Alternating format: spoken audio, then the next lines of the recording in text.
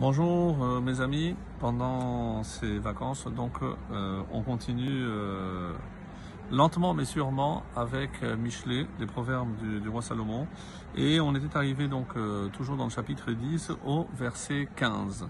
Et le verset 15 dit la chose suivante: Hon Ashir Kiryat Ozo. Hon, la fortune Ashir du riche, Kiryat Ozo, c'est sa ville forte, comme une forteresse. Mechitat Dalim Resham, mais la pauvreté des humbles, Resham, est leur ruine. Alors, ici, comme on a déjà vu pendant tout ce chapitre, il y a toujours cette opposition entre le riche et le pauvre, le bien et le mal. Et Metsudot David et Rashi disent ici, de quel riche parlons-nous ici? Hon Ashir, la fortune du riche. Alors d'après le Pshat, c'est le riche qui a amassé une fortune. Donc pour lui c'est comme une forteresse dans le sens où il peut compter dessus, même en cas de coup dur. Alors Rashi et Metsudot David disent non. De quel riche s'agit-il ici? C'est le Ashir Batora. C'est celui qui, non seulement il s'est contenté d'étudier, d'apprendre la Torah, mais à force de réviser, donc ça fait partie de sa richesse. Donc il n'a rien oublié. Et c'est pour cela que c'est pour lui comme une forteresse, parce que même lorsqu'il sera dans la possibilité de continuer à étudier, il pourra toujours ressasser ce qu'il a étudié. Alors, le Gaon de Vilna, le Gra, dit ici, ça c'est l'explication que je viens de donner, donc le Hachir, c'est toujours aussi dans la Torah, mais c'est celui qui a, chez Lamad Veshana, celui qui a étudié et qui a révisé. Dal, alors qu'est-ce que la différence avec le mot Dal? C'est donc Shehaya Ashir Venit Daldel. Donc le pauvre ici, c'est pas l'opposition de riche, c'est quelqu'un qui avait une certaine richesse, qui s'est malheureusement appauvri, et maintenant qu'il a besoin, donc il a encore des biens, mais il faudra qu'il les brade, donc il devra les vendre donc à moins que la valeur. Et c'est pour ça qu'on dit que c'est finalement c'est leur ruine, parce que même le peu qu'il leur reste, ils seront contraints de vendre même à prix vraiment beaucoup plus bas. Le verset 16, Peulat Tzaddik Lechayim, donc le travail, l'action du juste, Lechayim, est pour la vie. Tevoat Racha Lechatat, mais le revenu des méchants, les khatat, pour le péché. Donc encore une fois cette opposition. Alors ce qui est intéressant ici, par exemple, on va lire avec le Gaon de Vilna, le Gra, il explique quelle est la différence donc entre Peoula et Maasé. Pourquoi Maasé? Peoula explique également le Chida, c'est tout tous les travaux de préparation avant d'atteindre l'action elle-même. Par exemple, il donne l'exemple de la récolte.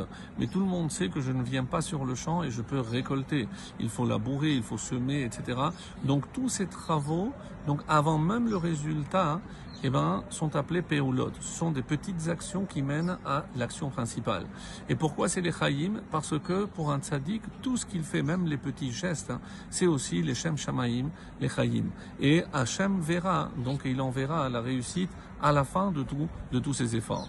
Alors, le Gaon de Vilna, je disais, l'action aussi est bonne dans le Olam Hazé.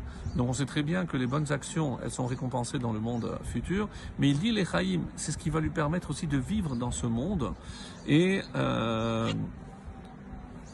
le Malbim, qui expliquait aussi, donc, comme on l'a dit, que tous les moyens sont bons pour le tzaddik qui s'apprête à faire quelque chose de bien. Donc, il doit toujours voir la bénédiction dans les moyens qu'il a mis afin d'atteindre ce bien, cette action.